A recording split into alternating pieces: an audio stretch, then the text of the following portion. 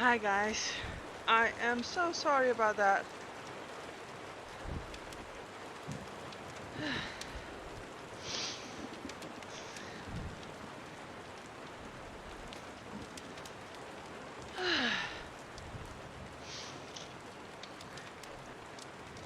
Thank you. Yeah, I am alright. It's just because we have some very, some people that live here where I live have a tendency to sabotage my boys' bicycles. And they did that this morning. And my dad just came to fix it. So I'm sorry guys.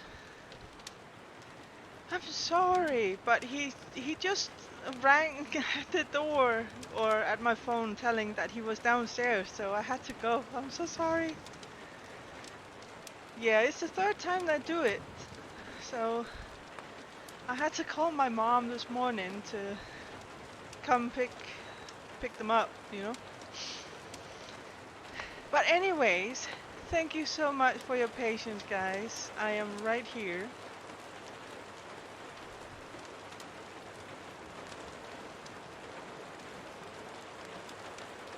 Yeah, my boys, they love to take their bikes to school in the morning. So, so he was devastated when he came down to see his bicycle was ruined, my eldest. So nothing serious in that sense. Yeah, it's good, Wolfie. No, nothing really serious happened. He just called out of the blue and telling me that he was standing downstairs. So I had to go fast. Sorry, guys. But I love you for your concern. I really do. Are you ready for a story, guys? Because that is why we're here, right?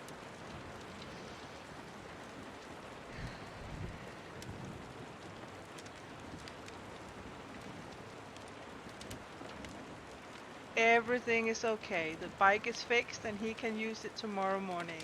So it took a bit longer than expected. So I'm sorry for that, guys.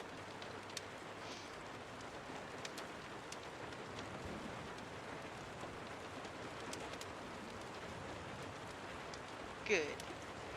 We have reached chapter 37 of Throne of Glass, guys. And today we're gonna make a poll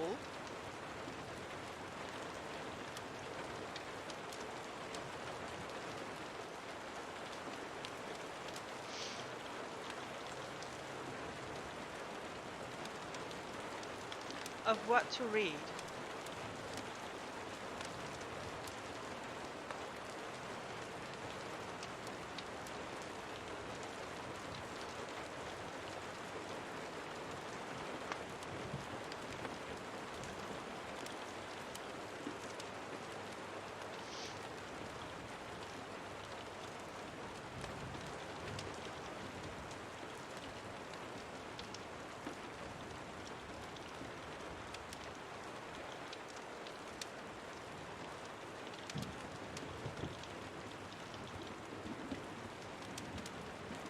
So let me make a poll for you guys.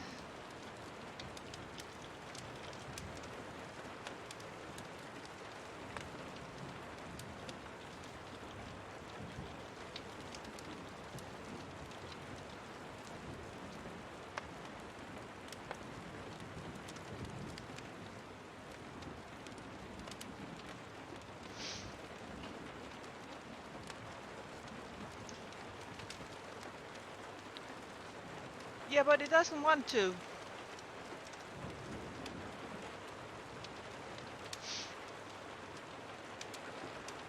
Uh,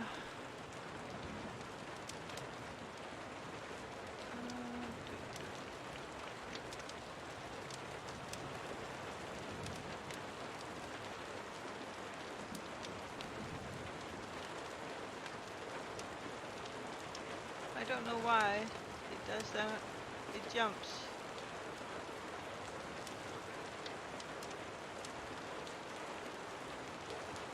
There we go.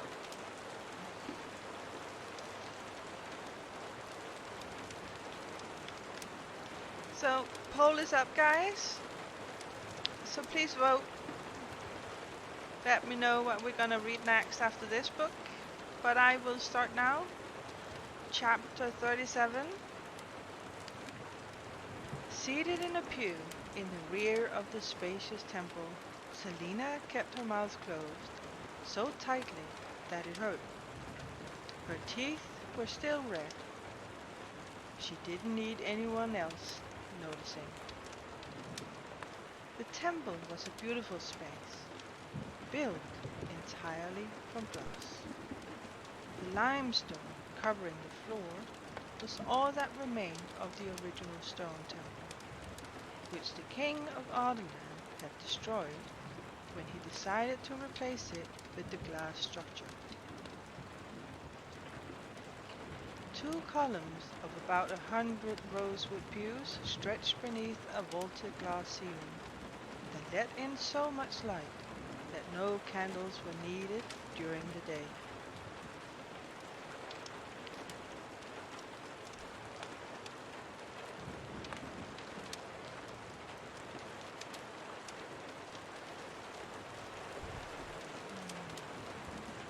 Snow lay piled upon the translucent roof, casting patterns of sunshine throughout. As the walls were also glass, the stained windows above the altar appeared to hover in midair. She stood to peer over the heads of those sitting in front of her. Dorian and the Queen sat in the first pew, a row of guards immediately behind. The Duke and Caltaine sat on the other side of the aisle, and behind them were Nehemia and several others she didn't recognize. She didn't spy Knox or the other remaining champions, or Cain. They'd let her come to this, but not to the ball. Sit down, Cale growled, pulling at her green gown. She made a face and dropped onto the cushioned bench. Several people stared at her. They wore gowns and jackets so elaborate that she wondered if the ball had been moved to lunchtime. The high priestess walked onto the stone platform and raised her hands above her head. The folds of her midnight blue gossamer robe fell around her. Gossamer? Aha! Years so. Has she been in Tamriel to get some gossamer?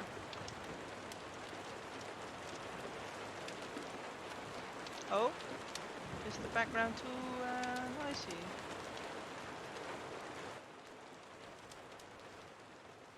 How's that? Is it better?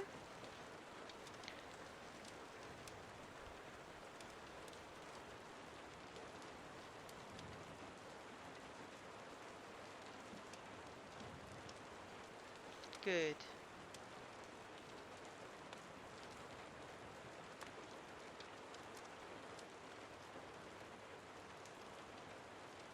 And her white hair was long and unbound.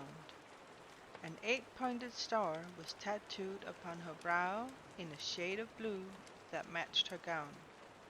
Its sharp lines extended to her hairline. Welcome all, and may the blessings of the goddess and all her guards be upon you. Her voice echoed across the chamber to reach even those in the back. Selina stifled a yawn. She respected the gods, if they existed, and when it suited her to ask for their assistance. But religious ceremonies were brutal. It has been years and years since she had attended anything of this sort, and as the high priestess lowered her arms and stared at the crowd, The assassin shifted in her seat.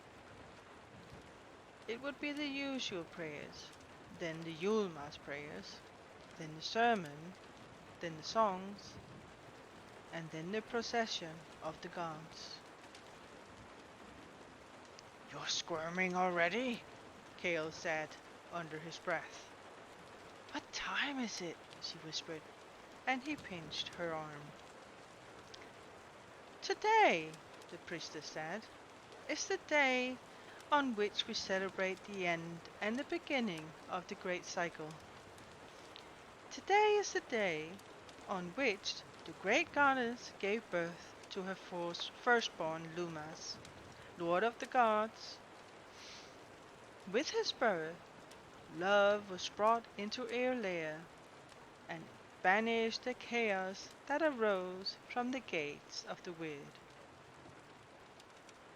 A weight pressed on her eyelids. She had woken up so early.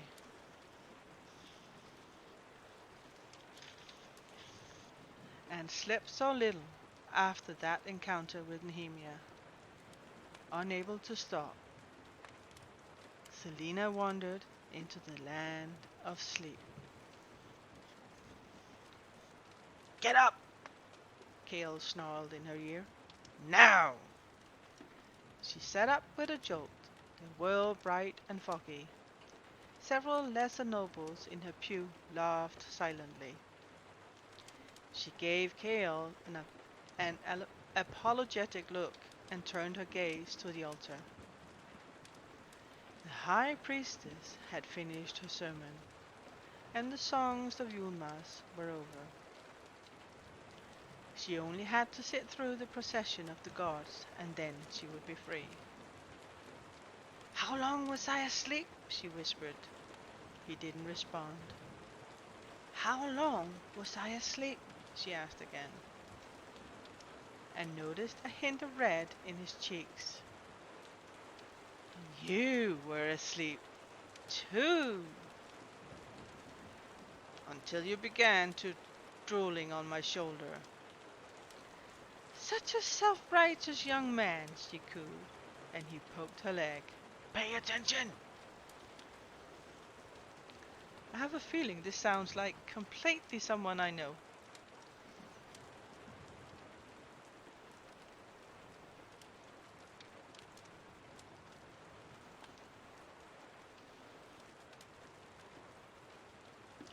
A choir of priestesses stepped off the platform. Selena yawned, but nodded with the rest of the congregation, and the choir gave their blessings. An organ sounded, and everyone leaned to stare down the aisle for the procession of the gods. "Definitely, Jay?" The sound of pattering footsteps filled the temple, and the congregation stood. Each blindfolded child was no more than 10 years old. And though they looked rather foolish dressed in the costumes of the gods, there was something charming about it.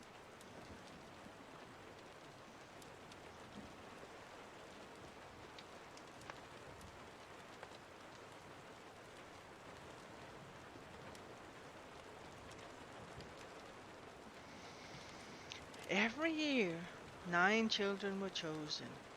If a child stopped before you, you received the blessings of the god and the small gift the child carried as a symbol of the god's favor. Fanor, god of war, stopped at the front row near Dorian, but then moved to the right, across the aisle, to give the miniature silver sword to Duke Parrington. Not surprising.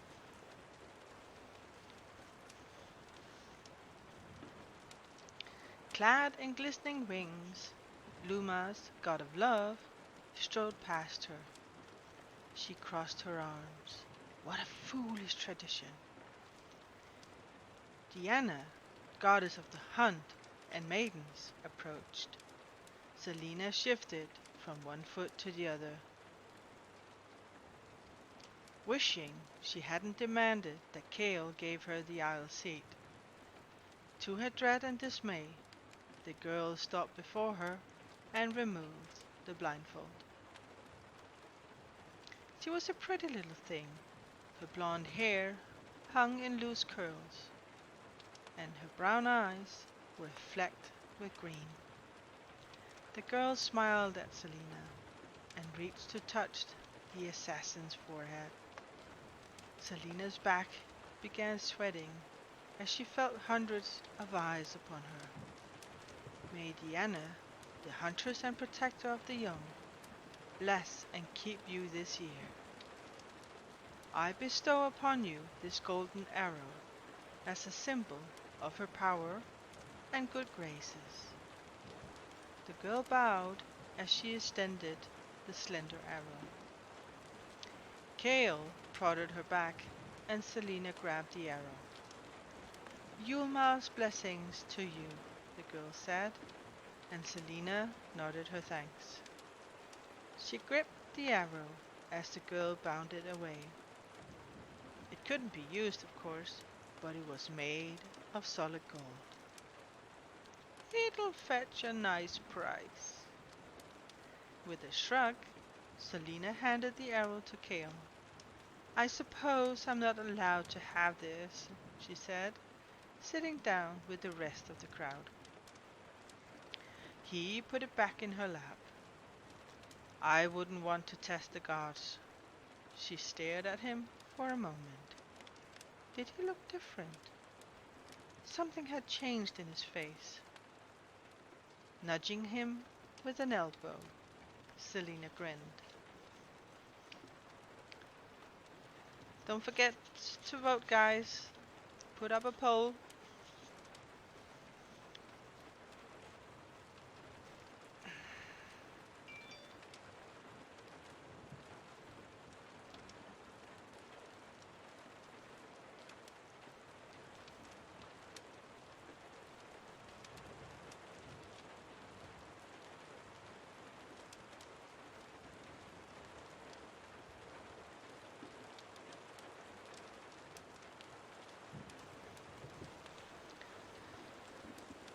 Chapter 38.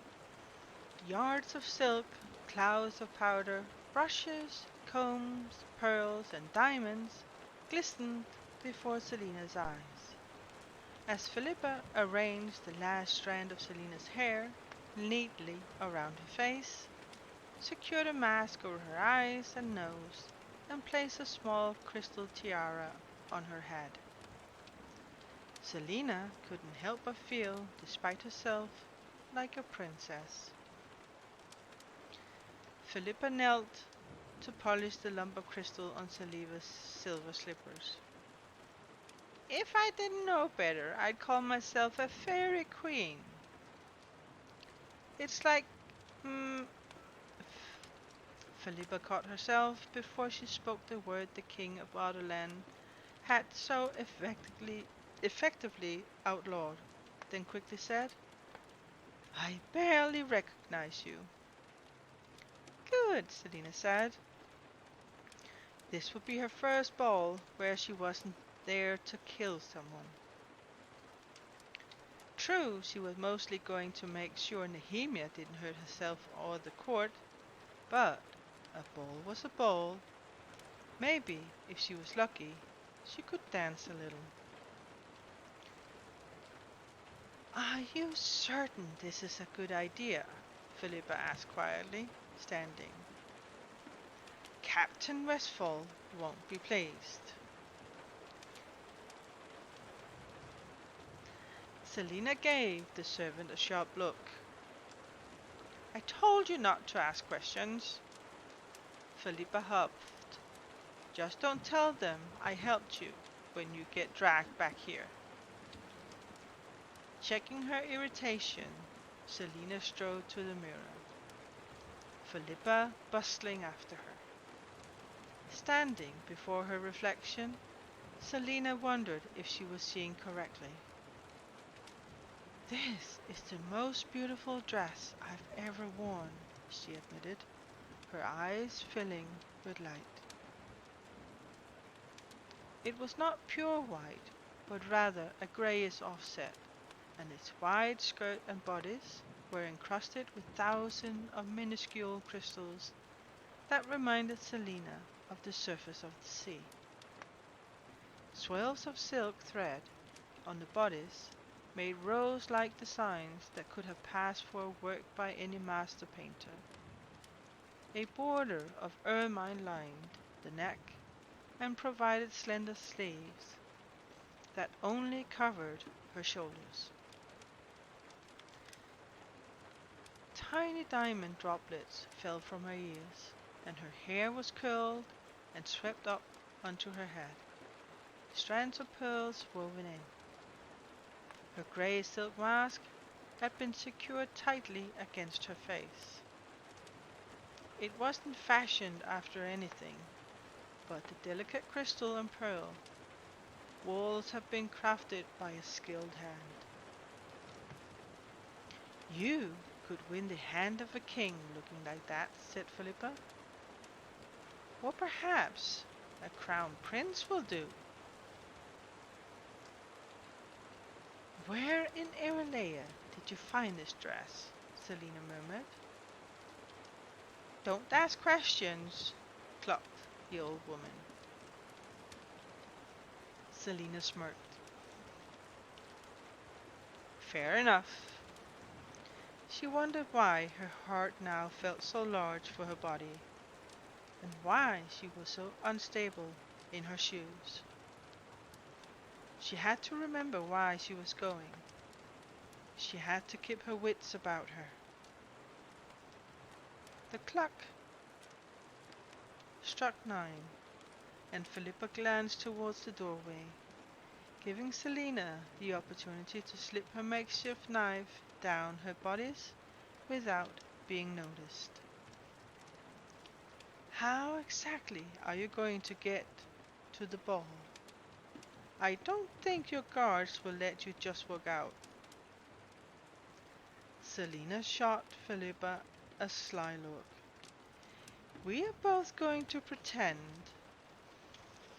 that I was invited by the Crown Prince.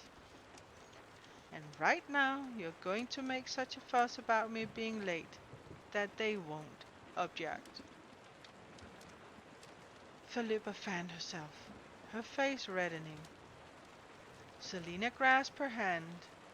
I promise, she said, if I get into any sort of trouble, I will swear to my last breath that you were deceived by me and had no knowledge of anything.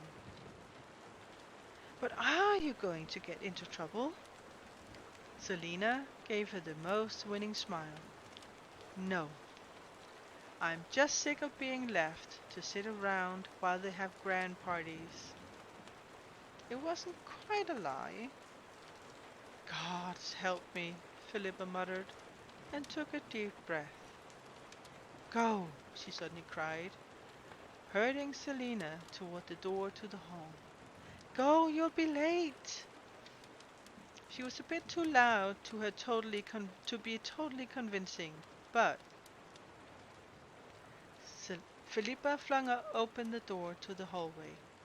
The Crown Prince won't be pleased if you're late. Selina paused in the doorway, nodding at the 5 guards who were posted outside, then looked back at Philippa. Thank you, Selina said. No more dawdling, the servant woman cried, and almost knocked Selina off her feet as she pushed her out the doorway and slammed it shut. Selina turned to the guards. You look nice, one of them, Raz said shyly. Off to the ball, grinned another. Save a dance for me, will ya? The third added. Not one of them questioned her. Selina smiled and took Raz's arm as he extended it to her. She tried not to laugh when he puffed out his chest, but as they neared the great hall and the sound of a waltz could be heard, a swarm of bees took flight in her stomach.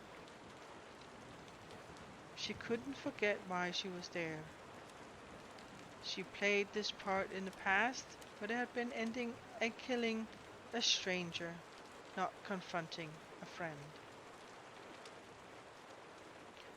The red and gold glass doors appeared, and she could see the wreaths and candles that bedecked the massive hall. It would have been easier if she could have slipped into the hall through a side door and remained unnoticed. But she hadn't had time to go exploring through the secret tunnels to find another way out of her rooms. And she certainly couldn't find another way into the ball, now without raising suspicions. Raz stopped and bowed. "This is where I leave you," he said as seriously as he could, though he kept looking at the ball that lay at the foot of the stairs. Have a lovely night, Miss Sardothian." "Thank you, Raz." She felt an urge to vomit and run back to her room. Instead, she graciously nodded her farewell. She just had to make it down the stairs and find a way to convince Kale to let her stay. Then she could keep an eye on Nehemia all night. Her shoes seemed frail, and Selina took a few steps back, ignoring the guards at the door as she lifted her feet high and set them down to test the strength of the shoes. When she was assured that not even a jump through the air could snap the heel, she approached the top of the stairs. Tucked into her bodice, the makeshift knife poked her skin. She prayed to the goddess, to every god she knew, to the weird, to whatever was responsible for her fate, that she wouldn't have to use it. Selina squared her shoulders and stepped forward. Uh-oh, is she gonna be in trouble, guys?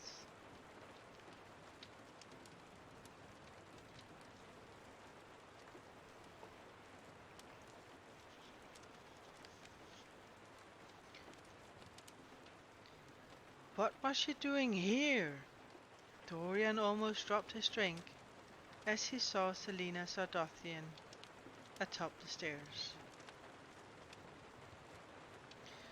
Even with the mask, he recognized her. She might have her faults, but Selina never did. "Hello, Blessed. How are you, sweetie?"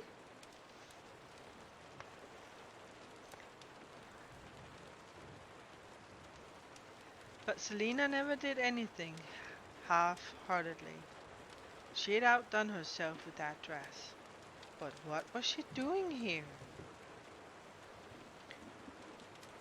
He couldn't tell if it were a dream or reality until several heads, then many, turned to look. "You very well." "Oh, that's awesome.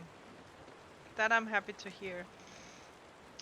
"I am pretty good, thank you."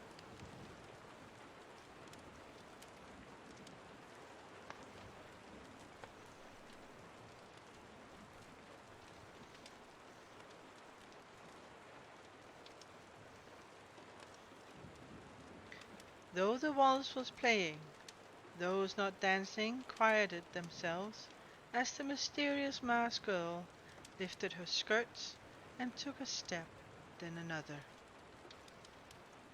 Her dress was made of stars plucked from the sky, and whirls of crystals in her grey mask glittered. This sounds more like Cinderella, doesn't it?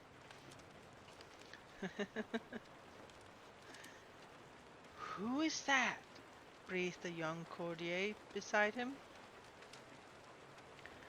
She looked at no one as she descended the staircase, and even the Queen of Ardenland stood to see the late arrival, Nehemia also rising from her seat beside her. Had Selina lost her mind? Walk to her, take her hand. But his feet were leaden, and Dorian could do nothing except watch her. His skin flushed beneath his small black mask. He didn't know why, but seeing her made him feel like a man. He, she was something out of a dream in which he was not a spoiled young prince, but a king. She reached the bottom of the stairs, and Dorian took a step forward. But someone had already arrived, and Dorian clenched his jaw tight, enough for it to hurt, as she smiled and bowed to Kale. The captain of the guard, who hadn't bothered to wear a mask, extended his hand. Selina stared only at Kale with those starlit eyes, and her long white fingers floated through the air to meet his. The crowd began chattering as Kale led her from the stairs, and they disappeared into the throng. Whatever conversation they were about to have, it wasn't going to be pleasant. He'd better be off staying out of it. Please, said another courtier, tell me that Kale doesn't suddenly have a wife. Captain Westfall, said the courtier who had spoken earlier. Why would a pretty thing like that marry a guard? Remembering who stood beside him, he glanced at Dorian, who was still staring, wide-eyed, at the stairs. Who was she, Your Highness? Do you know her? No, I don't, whispered Dorian, and walked away. The waltz was driving, and so loud she had difficulty hearing herself think, as Kale pulled her into a shadowy alcove. Not surprisingly, he hadn't worn a mask. It would be too silly for him, which made the fury on his face all too visible. Okay, guys, I will be honest. The fury on his face, all too visible. This is actually bringing back the feelings I have when I'm in trouble with Ash. Oops.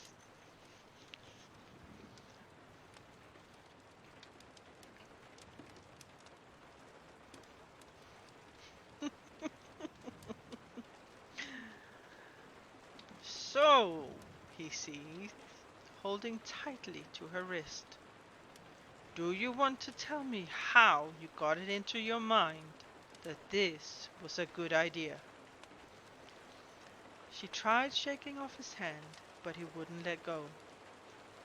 Across the great hall, Nehemia sat with the Queen of Ardenland, occasionally glancing into Selina's direction, because she was nervous or just surprised to see her. Relax, she hissed at the captain of the guard. I only wanted to have some fun. Fun? Crashing a royal ball is your idea of fun?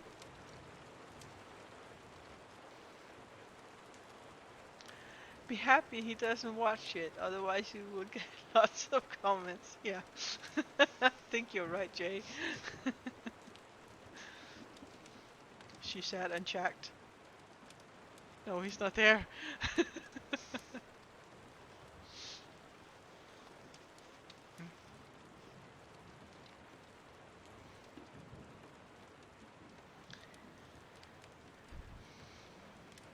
Arguing wouldn't help.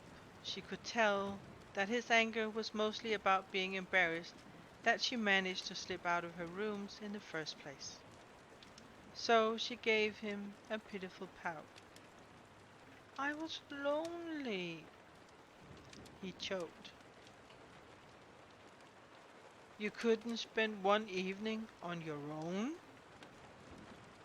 She twisted her wrist out of his grasp. Knox is here, and he's a thief. How could you let him come? With all this jewelry flashing about, and not me? How can I be the king's champion if you don't trust me?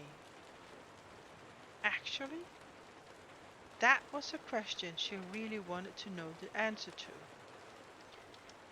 Kale covered his face with a hand and let out a long, long sigh.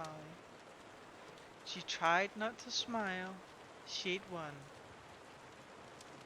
If you take one step out of line, she grinned in earnest, consider it your Yulmar's present to me.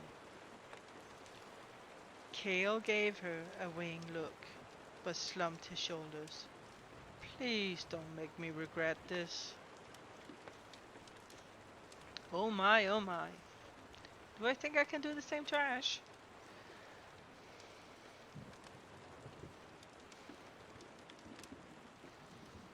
She patted his cheek, sweeping past him. I knew I liked you for some reason. He said nothing, but followed her back into the crowd. She'd been to masked balls before, but there was still something unnerving about not being able to see the faces of those around you. Most of the court, Dorian included, wore masks of varying sizes, shapes, and colors. Some of simple design, others elaborate and animal-shaped. Nehemia still sat with the queen, wearing a gold and turquoise mask. Oi, come on here. With a lotus motif. They appeared to be engaged in polite conversation, and Nehemia's guards stood to the side of the day, already looking bored.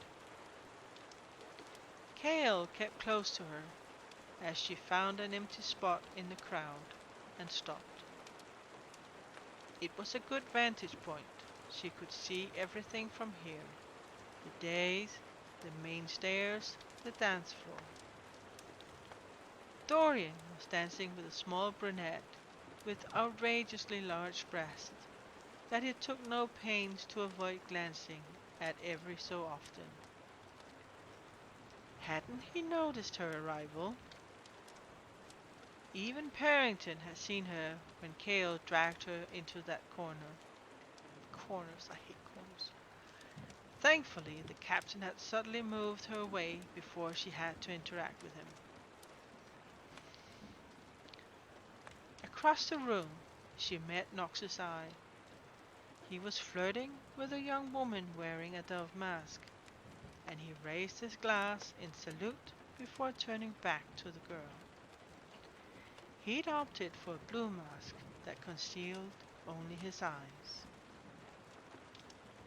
Well, try not to have too much fun, Kale said beside her, crossing his arms. Hiding her scowl, Selena crossed her arms as well and began her vigil. Okay, guys, what do you think is gonna happen? Is it gonna be trouble, or is Selena just gonna do some recon?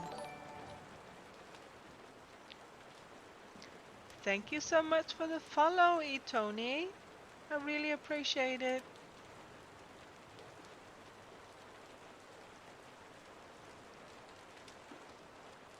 And welcome to the stream. Storytime with Mama Raiden. An hour later, Selena was beginning to curse herself for being a fool. Nehemia was still sitting with the queen and hadn't looked again in Selena's direction. Hope someone will be murdered in there. Perfect moment for this. Jay!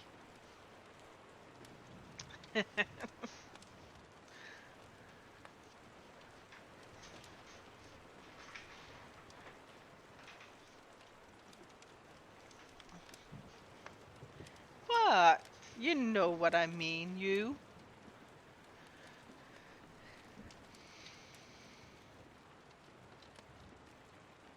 How had she even considered that Nehemiah of all people,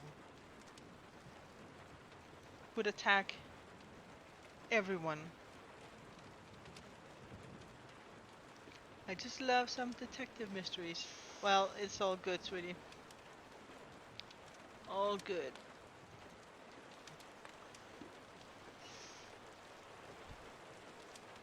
Selena's face burned with shame beneath the mask. She didn't deserve to call herself a friend. All the dead champions and mysterious evil powers, and this ridiculous competition had made her go mad. Selena smoothed the fur on her dress, frowning slightly. Kale remained beside her, saying nothing. Though he allowed her to stay, she doubted he'd soon forget this, or that the guards wouldn't get the tongue lashing of their lives later tonight. Selena straightened as Nehemia suddenly rose from her seat beside the queen's throne, her guards snapping to attention. She bowed her head to the queen, the light of the chandeliers making her mask glisten, and then strode off the dais. Selena felt each of her heartbeats hammering in her veins as Nehemia wove through the crowd, her guards close behind, and halted in front of Selena and Kale. "You look beautiful, Lillian," Nehemia said in the common tongue, her accent as thick as it had ever been. It felt like a slap in the face. She'd spoken with perfect fluency that night in the library. Was she warning Selena to keep quiet about it? "As to you," Selena said tightly, "are you enjoying the ball?"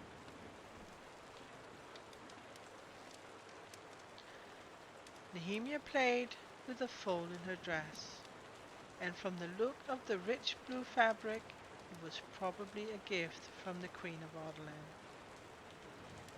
"Yes, but I'm not feeling well," the princess said. "I'm going back to my rooms." Selena gave her a stiff nod. "I hope you feel better," was all she could say think of to say. Nehemia looked at her for a long moment, her eyes shining with what seemed like pain, and then left. Selena watched her walk up the stairs and didn't tear her gaze away until the princess was gone. Kale cleared his throat.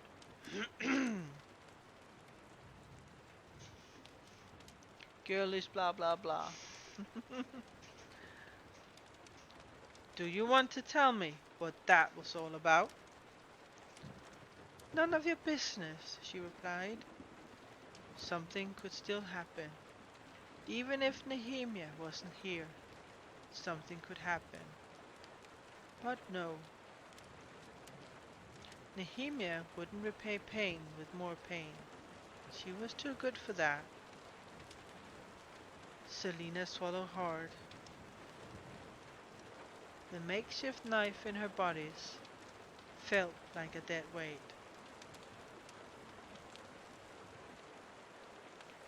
Even if Nehemia wasn't going to hurt anyone tonight, that didn't prove her innocence.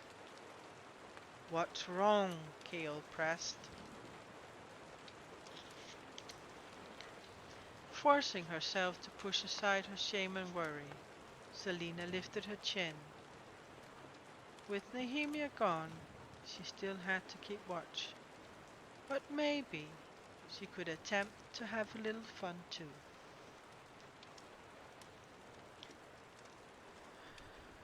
With you scowling at everyone, no one will ask me to dance.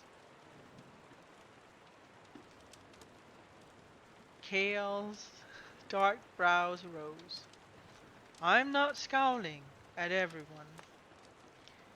Even as he said it, she spotted him frowning at a passing courtier who looked too long in Selina's direction. Stop it, she hissed. No one will ever ask me to dance if you keep doing that.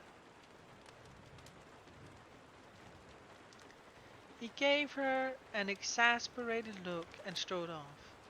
She followed him to the border of the dance floor. Here, he said, standing at the edge of the sea of swirling gowns. If anyone wants to ask you to dance, you're in plain sight. I think she's hoping for Kale to ask her to dance.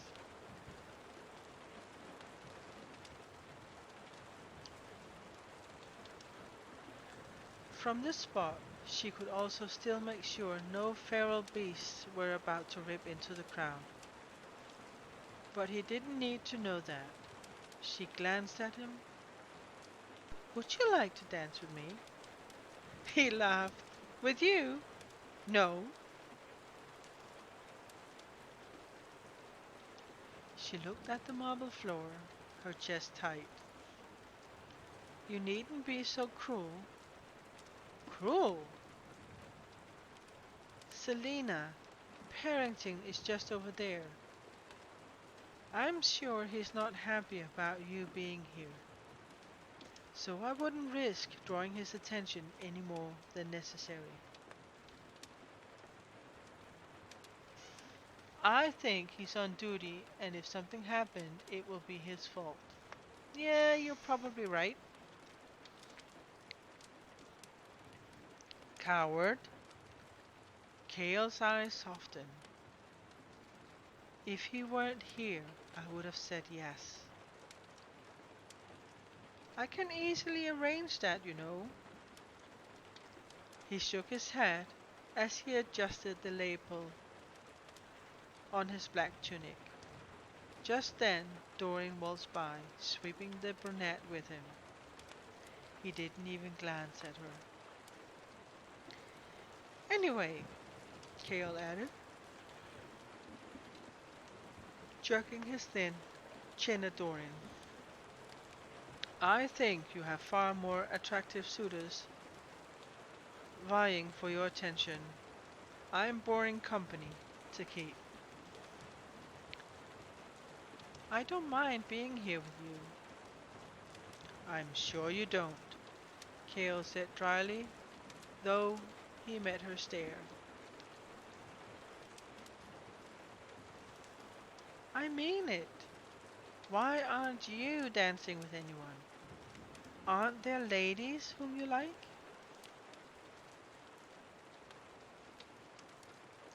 I'm the captain of the guard.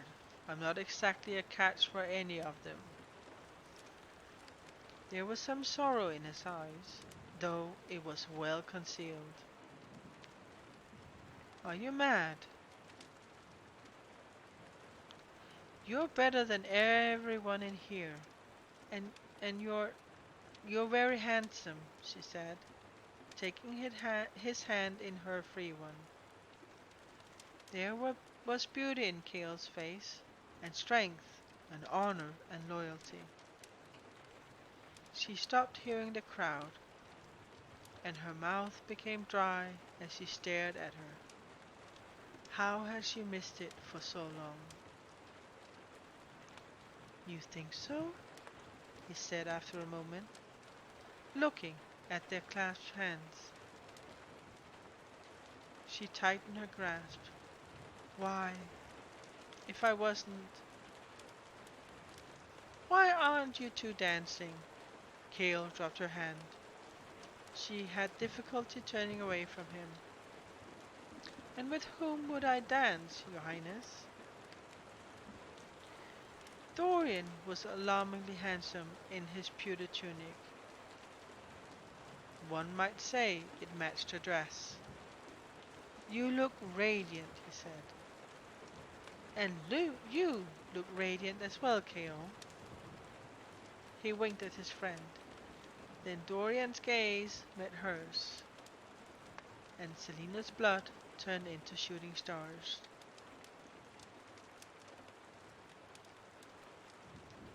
Love triangle. Meh.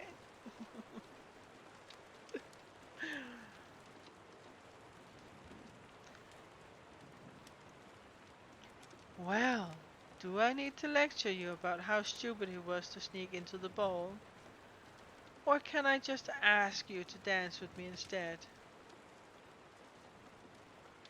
I don't think that's a good idea, Kale said. Why? They asked in unison. Dorian stepped a little closer to her. Even though she was ashamed of herself for believing such awful things about Nehemia, knowing that Dorian and Kale were safe made the misery worth it. Because it attracts too much attention, that's why. Selena rolled her eyes and Kale glared at her. Do I have to remind you who you are? No, you remind me every day, she retorted. His brown eyes darkened. What was the point of being nice to her if he was only going to insult her the next moment? Dorian put a hand on her shoulder and gave Kale a charming smile. Relax, Kale, he said, and his hand slipped to rest on her back, his fingers grazing her bare skin.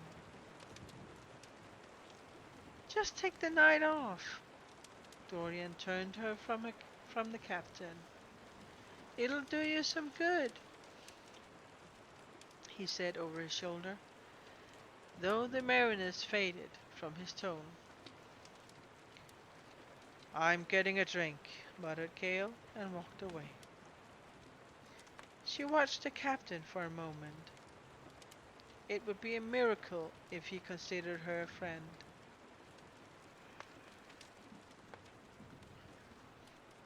Dorian caressed her back, and she looked at him. Her heart jumped into a gallop, and Kale dissolved from her thoughts, like dew beneath the morning sun. She felt bad for forgetting him, but, she wanted Dorian. She couldn't deny it. She wanted him. You look beautiful, Dorian said quietly, running an eye over her in a way that made her ears burn. I haven't been able to stop staring at you. Oh, and I thought you haven't even noticed me. Kale got there first when you arrived, and besides, I had to work up the nerve to approach you. He grinned. You are very intimidating, especially with the mask.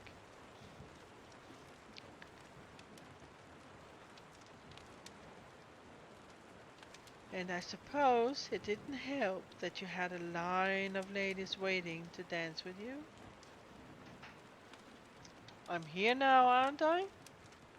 Her heart tightened, and she realized it wasn't the answer she'd been hoping for. What did she want from him? He held out his hand, inclining his head. Dance with me. Was there music playing? She'd forgotten. The world had shrunk into nothing, dissolved by the golden glow of candles. But there were her feet, and here were her arm, and her neck, and her mouth. She smiled and took his hand. Miss Susskind, still keeping one eye on the ball around them.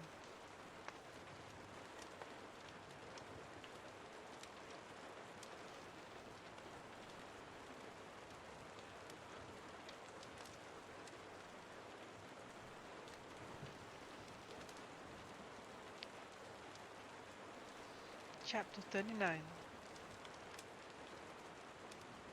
He was lost, lost in a world of which he always dreamed.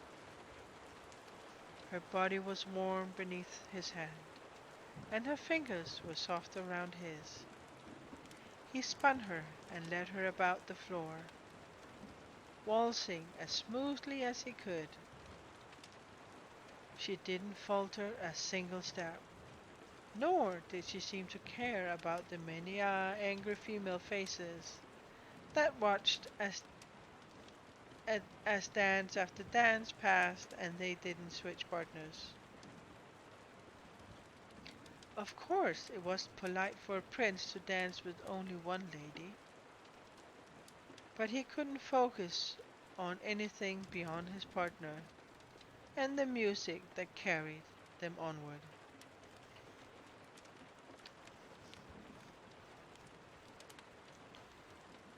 You certainly have a lot of stamina, she said. When had they last spoken? It could have been 10 minutes or an hour ago. The masked faces around them blurred together. While some parents hit their children, mine also punished me with dancing lessons. Then you must have been a very naughty boy. She glanced around the ball as if she were looking for something or someone.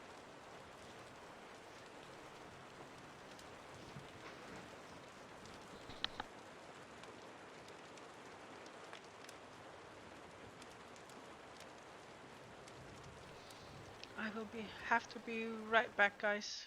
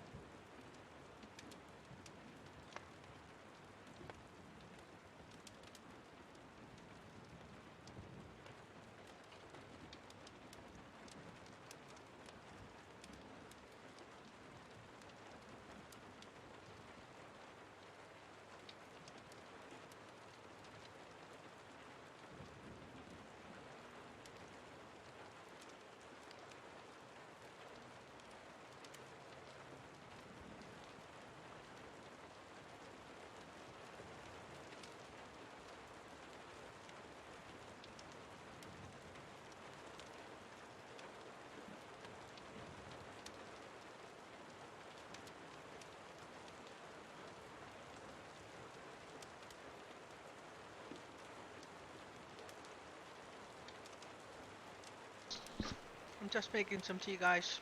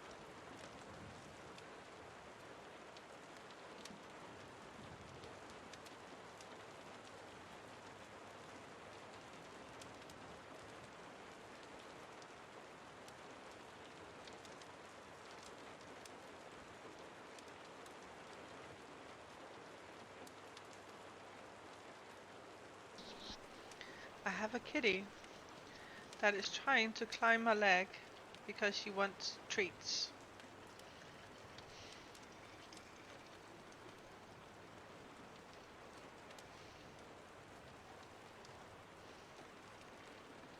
She's cheeky.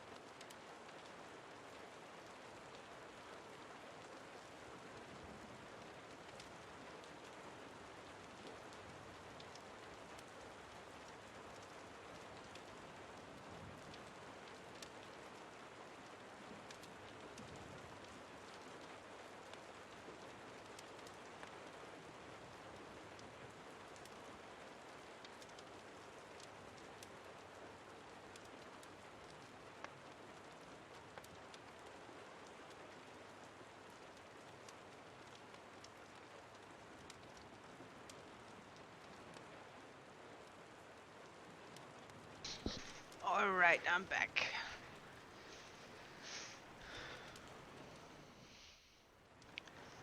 So, how did the poll go?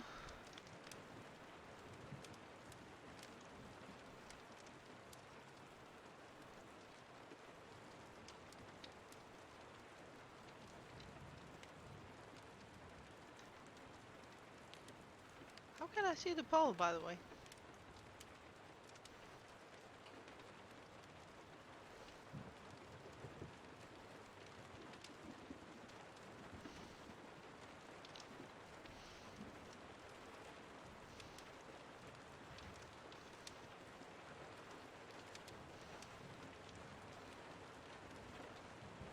Thank you, Jay.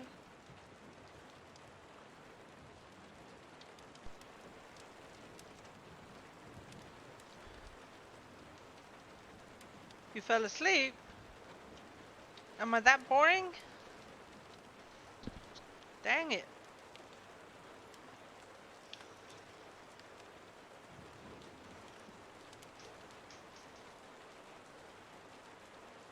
No? Okay. Well, neither have I.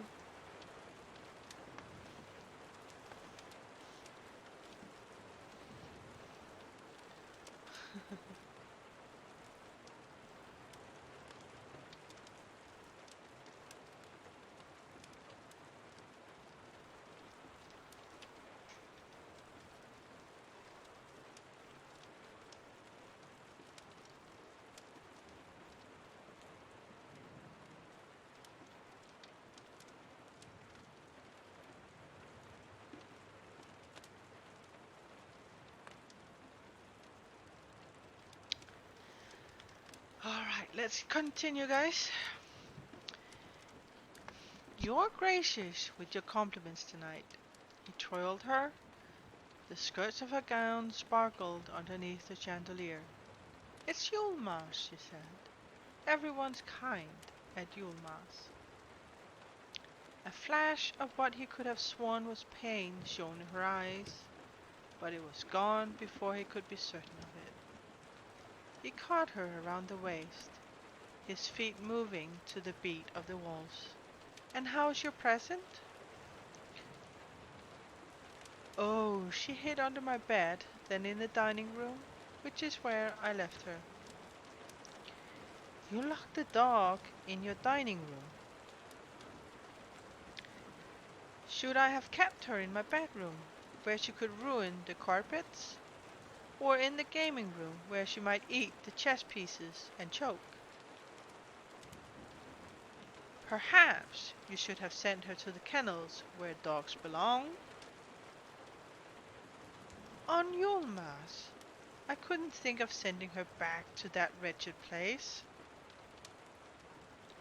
He suddenly felt the urge to kiss her, hard, upon the mouth. But this, what he felt, it could never be real. Because once the ball was over, she would go back to being an assassin, and he would still be a prince. Dorian swallowed hard. For tonight, though, he held her closer. Oh, hello, Mew. Everyone transformed into mere shadows on the wall. Have you come to read alongside with me? Huh? Frowning, Kale watched his friend dance with the assassin. He wouldn't have danced with her anyway, and he was glad he hadn't worked up the nerve to ask her. Not after seeing the color that Duke Parrington's face turned upon discovering the pair. A courtier named Otho stepped beside Kale. I thought she was with you. Who, Lady Lillian? So that's her name. I've never seen her before. Is she newly arrived to court? Yes, said Kale. Tomorrow he'd have a word with her guards about letting Selina out tonight. Hopefully by then he'd be less inclined to knock their heads together. How are you doing, Captain Westfall? Otho said, clapping him on the back a bit too hard. His breath reeked of wine. You don't dine with us anymore. I stopped dining at your table 3 years ago, Otho. You should come back. We missed your conversation. It was a lie. Otho only wanted information about that foreign young lady. His reputation with women was well known in the castle. So well known that he had to seize courtiers as they arrived or go into Rifthold for a different sort of woman. Cale watched Dorian dip Selena, watched the way her lips widened in a smile, and her eyes burst with light as the Crown Prince said something. Even with the mask on, Cale could see the happiness written across her face. Is he with her? Otho asked. The Lady Lillian belongs to herself and no one else. So she's not with him? No. Otho shrugged. That's strange. Why? Cale had the sudden urge to strangle him. Because it looks like he's in love with her, he said, and walked away. Cale's eyes lost focus for a moment.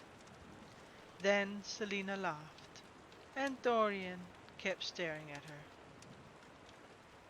The prince hadn't once taken his eyes off her.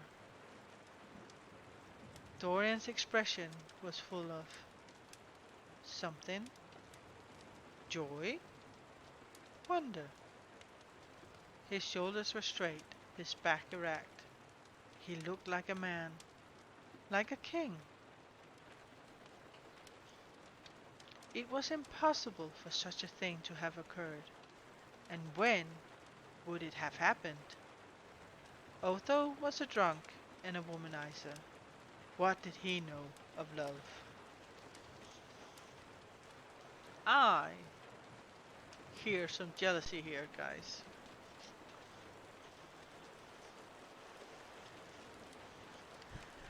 Dorian spun Selina with speed and dexterity, and she snapped into his arms, her shoulders rising with exhilaration. Oh, that is a tongue in cheek. Exhilaration. But she wasn't in love with him. Otho hadn't said that. He had seen no attachment on her part, and Selina would never be that stupid. It was Dorian who was the fool. Dorian who would have his heart broken if he did actually love her. Unable to look at his friend any longer, the captain of the guard left the ball.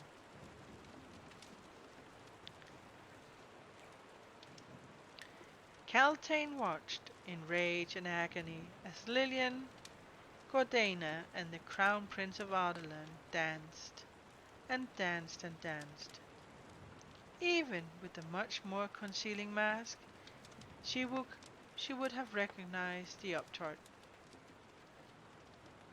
And what sort of person wore grey to a ball? Caltaine looked down at her dress and smiled. Bright shades of blue, emerald, and soft brown. Her gown and matching peacock mask had cost as much as a small house. It was all a gift from Paddington, of course, along with the jewelry that decorated much of her neck and arms. It was certainly not the dull, drab mess of crystal that had conniving harlot whore.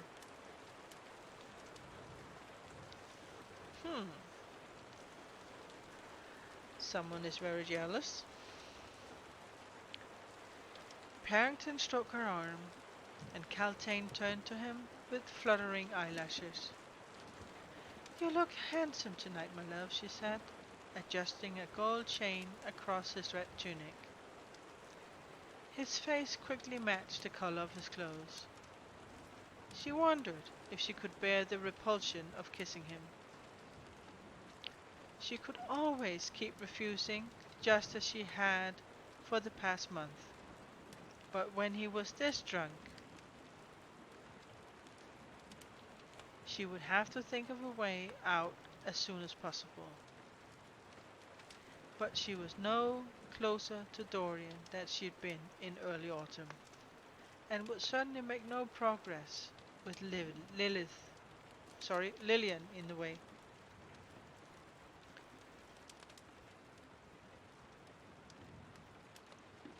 A precipice opened before her. Her head gave a brief, faint throb of pain. There were no other option now. Lillian had to be eliminated.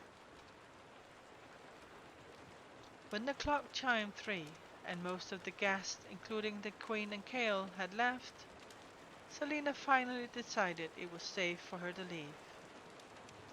So she slipped from the ball when Dorian went to get a drink and found Rez waiting outside to escort her back.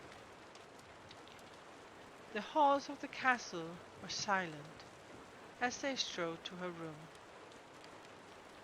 Taking the empty servants' passage to avoid any too curious courtiers learning more about her, even if she'd gone to the ball for the wrong reasons. She had had some fun dancing with Dorian. More than some, actually. She smiled to herself, picking up her nails on sorry, picking at her nails as they entered the hallway that led to her rooms. The rush of having Dorian look only at her, talk only to her, treat her as she were his equal, and more hadn't yet worn off. Maybe her plan hadn't been such a failure after all. Maybe not. Lovely dovely, yeah. Raz cleared his throat, and Selina looked up to see Dorian standing outside her rooms, chatting with the guards. He couldn't have stayed long at the ball if he'd beaten her back here. Her heart pounded, but she managed a coy smile as Dorian bowed to her, opened the door, and they went inside. Let Raz and the guards think what they wanted. She unfastened the mask from her face, tossing it into the table in the center of the foyer, and sighed as the cool air met her flushed skin. "Well?" she asked, leaning against the wall beside the door to her bedroom. Dorian approached her slowly, halting only a hand's breadth away. "You left the ball without saying good night," he said, and braced an arm against the wall beside her head. She raised her eyes, examining the black detail on the sleeve that fell just above her hair. "I'm impressed you got up here so quickly, and without a pack of court ladies hounding after you. Perhaps you should try your hand at being an assassin." He shook the hair out of his face. "I'm not interested in court ladies," he said thickly, and kissed her. His mouth was warm, and his lips were smooth, and Selina lost all sense of time and place as she slowly kissed him back. Oh my, oh my. He pulled away for a moment. Yes, it happened. Looked into her eyes as they opened, and kissed her again. It was different this time. Deeper, full of need. Her arms were heavy and light all at once, and the room twirled round and round. Where are actions and intrigues? I think they are coming soon, dear. She couldn't stop. She liked this. Liked being kissed by him. like the smell and the taste and the feel of him. His arm slipped around her waist and he held her tightly to him as his lips moved against hers. She put a hand on his shoulder, her fingers digging into the muscle that lay beneath. How different things were between them than when she first seen him in Endovier. Her eyes opened. Endovier! Why was she kissing the crown prince of Ardenland? Her fingers loosened and her arm dropped to her side.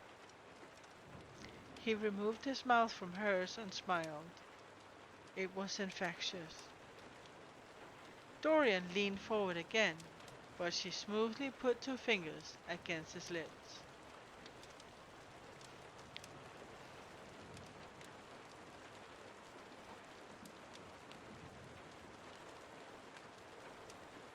I should go to bed, she said. He raised his eyebrows. Alone, she added. He removed her fingers from his mouth. He tried to kiss her, but she easily swung under his arm and reached for the door handle. She had opened the bedroom door and slid inside it before he could stop her. She peered into the foyer, watching as he continued to smile. Good night. Dorian leaned against the door, bringing his face close to hers. Good night, he whispered, and she didn't stop him as he kissed her again. He broke it off before she was ready, and she almost fell onto the ground as he removed his weight from the door. He laughed softly. Good night, she said again, heat rushing to her face. Then he was gone.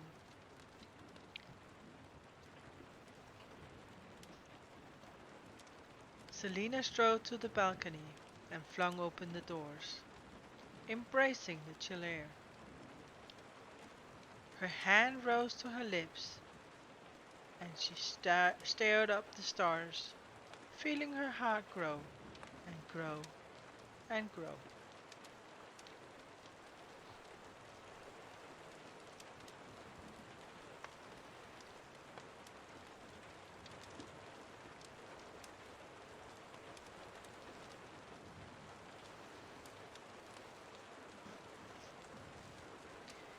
Dorian walked slowly back to his rooms, his heart racing.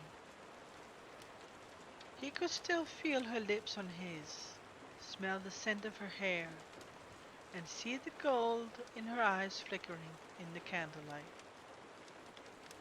Consequences be damned. He'd find a way to make it work. He'd find a way to be with her. He had to. He had leaped from the cliff. He could only wait for the net. In the garden, the captain of the guard stared at the young woman's balcony, watching as she waltzed alone, lost in her dreams. But he knew that her thoughts weren't of him. She stopped and stared upward. Even from a distance he could see the blush upon her cheeks. She seemed young. No, new. It made his chest ache. Still he watched until she sighed and went inside. She never bothered to look below. Aw, poor Captain Westfall.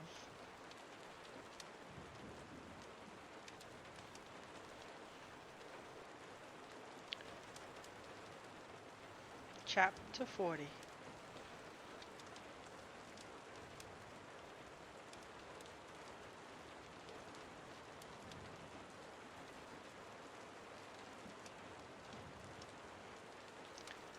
Selina groaned as something cold and wet brushed her cheek and moved to lick her face. She opened an eye and found the puppy looking down at her, its tail wagging. Adjusting herself in the bed, she winced at the sunlight. She hadn't meant to sleep in. They had a test in 2 days, and she needed to train.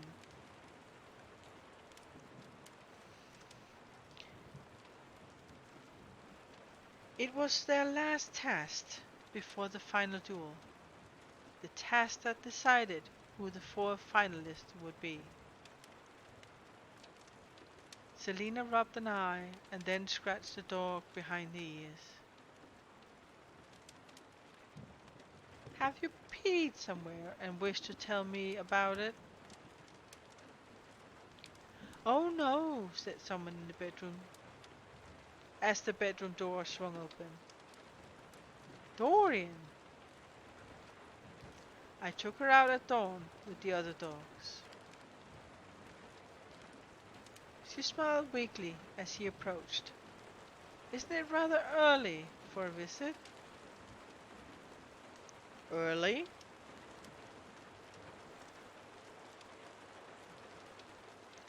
He laughed, sitting on the bed. She inched away. It's almost 1 in the afternoon. Philippa told me you were sleeping like the dead all morning.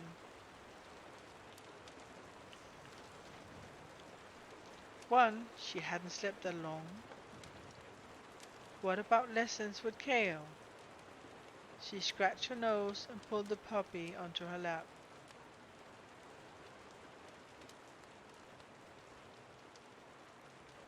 At least nothing had happened last night. If there had been another attack, she would have heard about it already.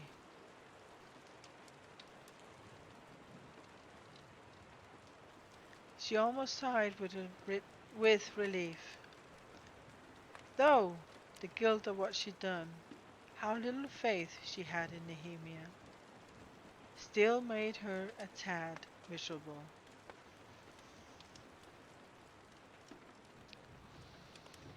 Oh, I don't know, guys.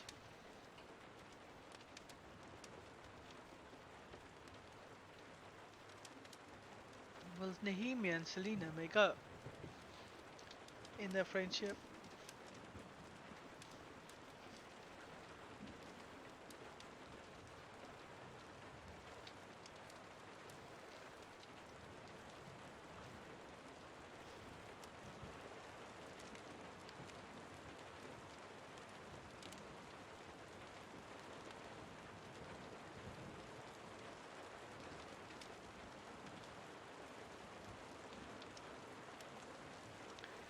Have you named her yet? He asked. Casual, calm, collected. Was he acting that way for show? Or was their kiss just not that important to him? No, she said, keeping her face neutral, even though she wanted to scream from the awkwardness. I can't think of anything appropriate. What about, he said, tapping his chin, Goldie? That's the stupidest name I've ever heard. Can you think of something better? She picked up one of the dog's legs and examined the soft paws. She squished the padded foot beneath her thumb. Fleetfoot. It was a perfect name. In fact, it felt as if the name has existed all along, and she'd finally been clairvoyant enough to stumble across it.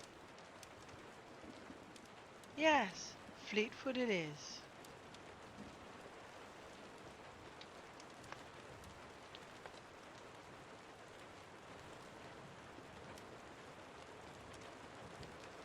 Does it mean anything? He asked, and the dog raised her head to look at him.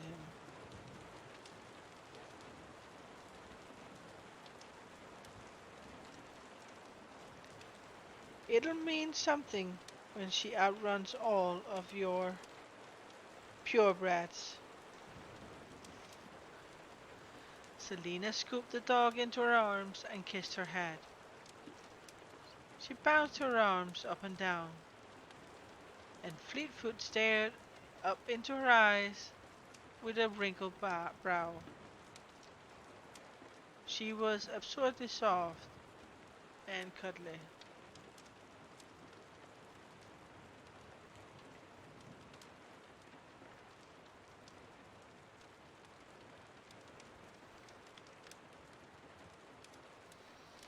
Hmm. Hello, Redcoat.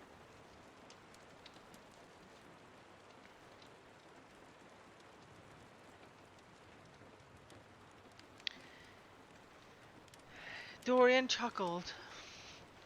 We'll see. Selina set the dogs down on the bed. Fleetfoot promptly crawled under the blankets and disappeared. Did you sleep well? He asked. Yes, though it seems you didn't, if you were up so early. Listen, he began, and Selina wanted to throw herself from the balcony. Last night, I'm sorry if I was too forward with you. He paused. Selina, you're grimacing. Had she been making a face? Sorry. It did upset you then. What did? The kiss? Phlegm caught in her throat, and the assassin coughed. Oh, yes, it was nothing, she said, thumping her chest as she cleared the throat. I didn't mind it, but I didn't hate it, if that's what you're thinking. She immediately regretted saying that. So, you liked it, he grinned lazily. No. Oh, go away. She flung herself into her pillows, pulling the blankets over her head. She was going to die from embarrassment.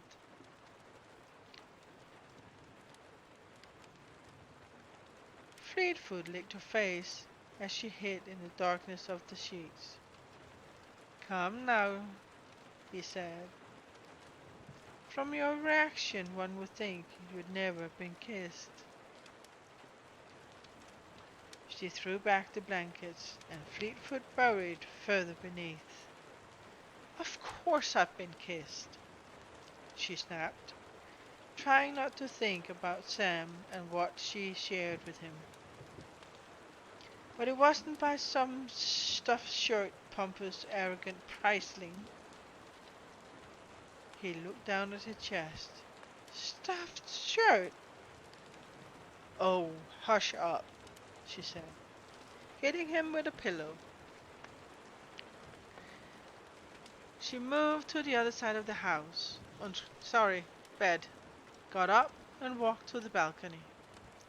She felt him watching her, staring at her back and the 3 scars she knew her low-cut nightgown did nothing to hide.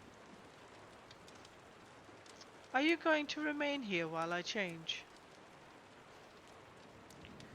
She faced him. He wasn't looking at her the way he had the night before. There was something wary in his gaze, and something unspeakably sad. Her blood thrummed in her veins. Well? The scars are awful, he said, almost whispering. She put a hand on her hip and walked to the dressing room door.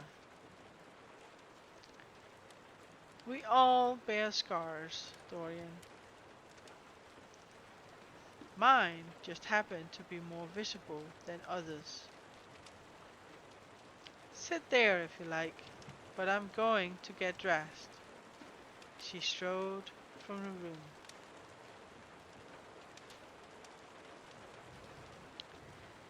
Captain, Caltaine walked beside Duke Parrington through the endless tables of Palace Greenhouse. The, the giant glass building was full of shadows and light, and she fanned herself as the steamy heat smothered her face. The man picked the most absurd places to walk. She had about as much interest into the plants and flowers as she did in a mud puddle in the side of the street. He picked a lily, snow white, and handed it to her with a bow of his head. For you. She tried not to cringe at the sight of his pocked, ruddy skin and orange moustache. The thought of being struck with him made her want to rip all the plants out by the roots and throw them into the snow. Thank you, she said huskily, but Parrington studied her closely.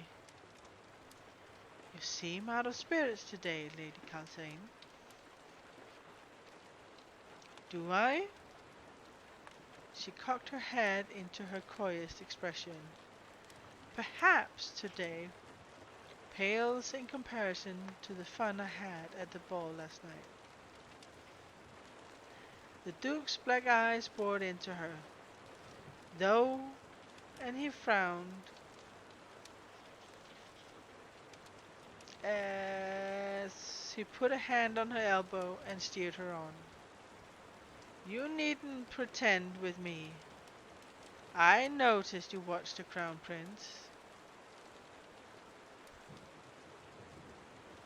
Parrington ran a meaty finger down the spine of a fern.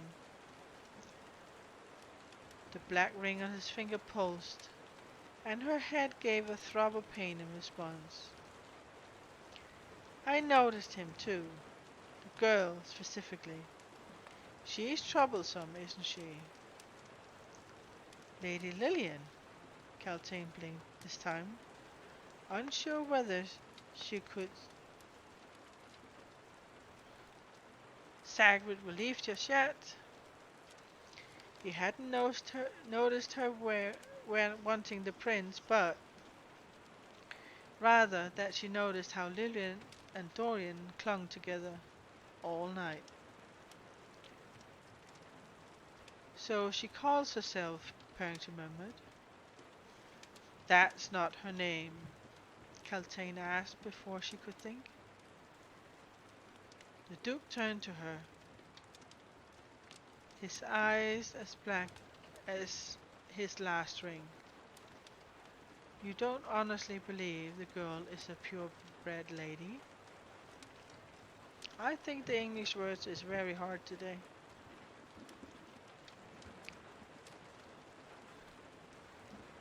Caltaine's heart stopped. She's truly not. And then Parrington smiled and finally told her everything.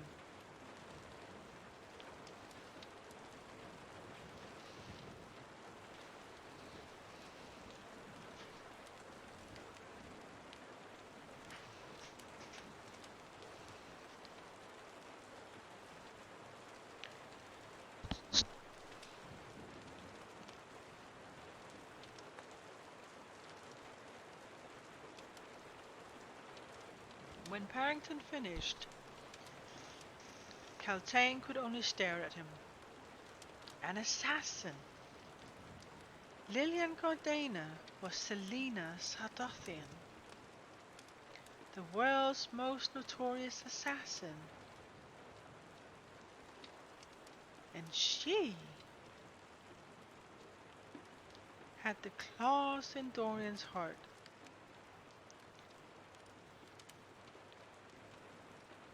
If Caltaine wanted Dorian's hand, then she needed to be far, far cleverer. Simply revealing who Lillian truly was might be enough, but it might not. Caltaine couldn't afford to take the risks.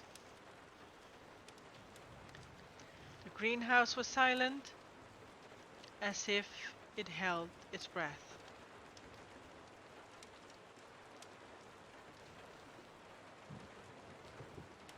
How can we let this go on? How can we allow the prince to endanger himself like that? Perrington's face shifted for a moment.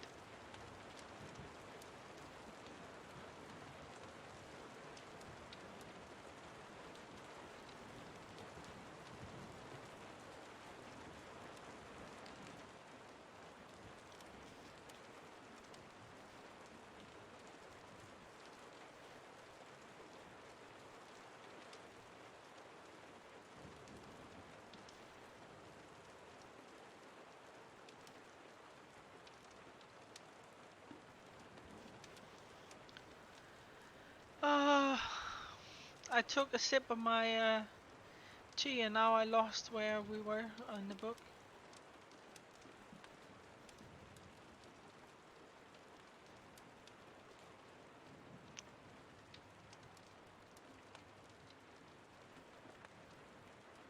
Oh, here it is. Paddington's face shifted for a moment towards something pained and ugly. But it was so fast she barely noticed it about above the pounding rising in her head. She needed her pipe, needed to calm down before she had a fit. We can't, Paddington said. But how can we stop them?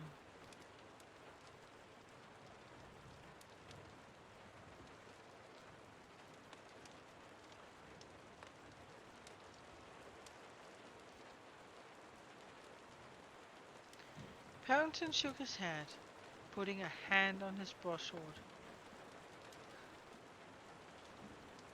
Although for a moment she examined a rose bush and traced a long nail along the curve of a thorn.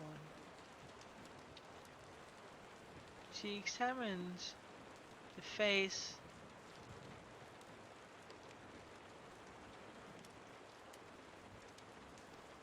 oh, sorry. She is two-faced to remaining champions in a duel, he said slowly. Oh, she is to face the remaining champion. Sorry, I put the wrong pressure on. In a duel, he said slowly. And in the duel, she'll drink a toast in honor of the goddess and gods.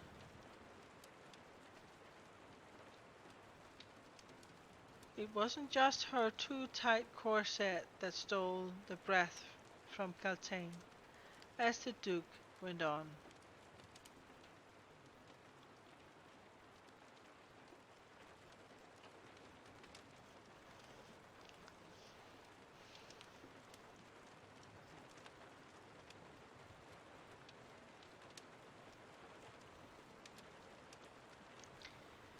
If it wasn't her too tight corset that stole the breath from Caltaine, as the Duke went on, she lowered her hand from the thorn.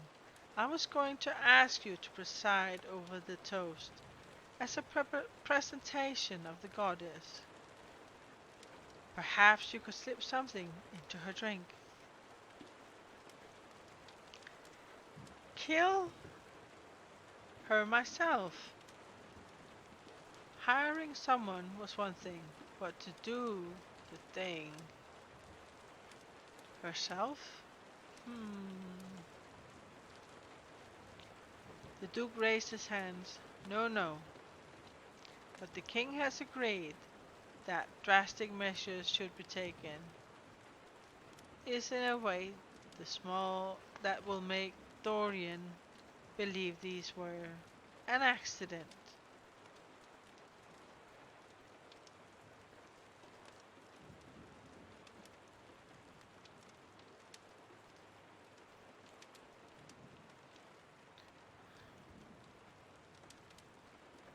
If it were merely to give her a dose of bloodbane, not lethal, but just enough to cause her to lose control, it would give the cane the advantage he needs.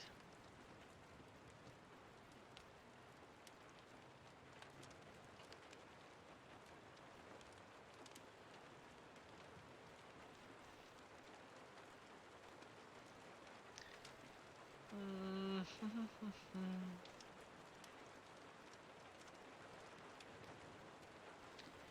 Kane can't kill her on his own. Accidents happen all the time in duels. Her head gave a sharp, intense throb that echoed through her body. Maybe drugging her might be easier.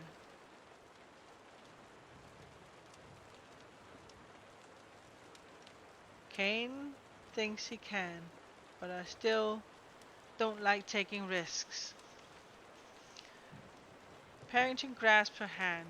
His ring was ice cold against her skin, and she fought the urge to rip her hands from his grip. Don't you want to help Dorian? Once he's free of her, then he'll be mine. He'll be mine, mine, all mine, as he should be. But to kill for it, he'll be mine. Then we'll be able to get him on the right path, won't we?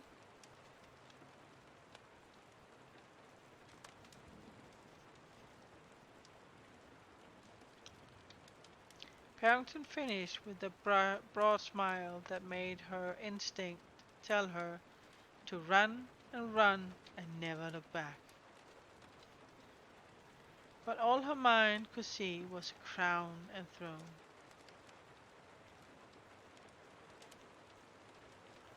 Uh, and the prince who would sit by her side, tell her mother. Tell me what I need to do, she said.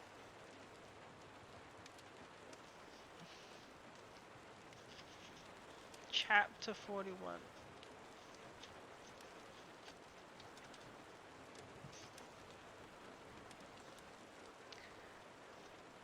I am very sorry guys, but that is gonna be it for today.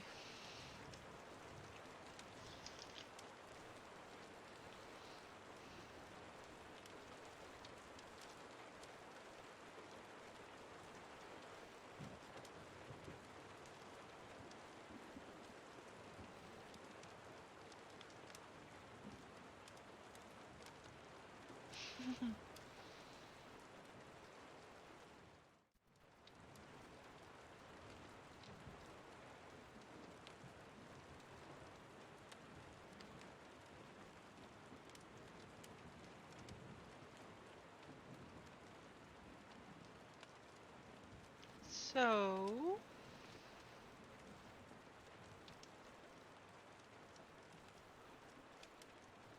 I will see if we can find someone to raid.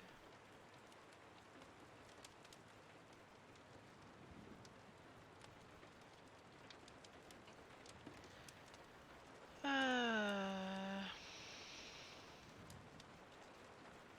let's see.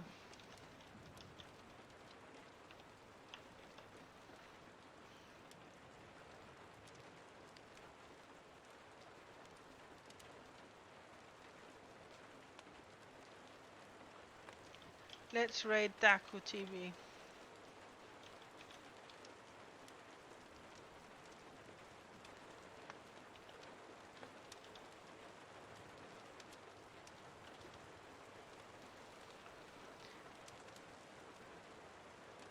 thank you guys for today, for your patience in the beginning. I am sorry I had to be late.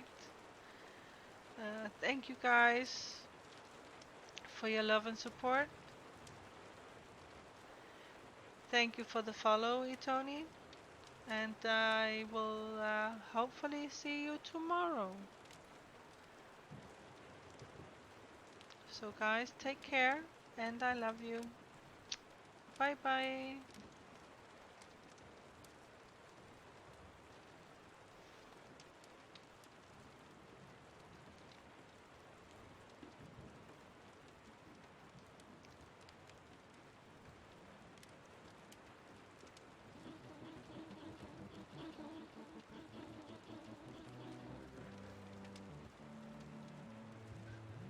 Dark Raiden, thank you very much for the raid. Welcome everybody into the Duck Pond. Hello, welcome raiders. How was your stream, mate? Thank you so much for considering our community. Storytime, congratulations. You heard your username. You have won the giveaway. You drew the giveaway and you got pulled as the random winner. I need to know which platform you're on.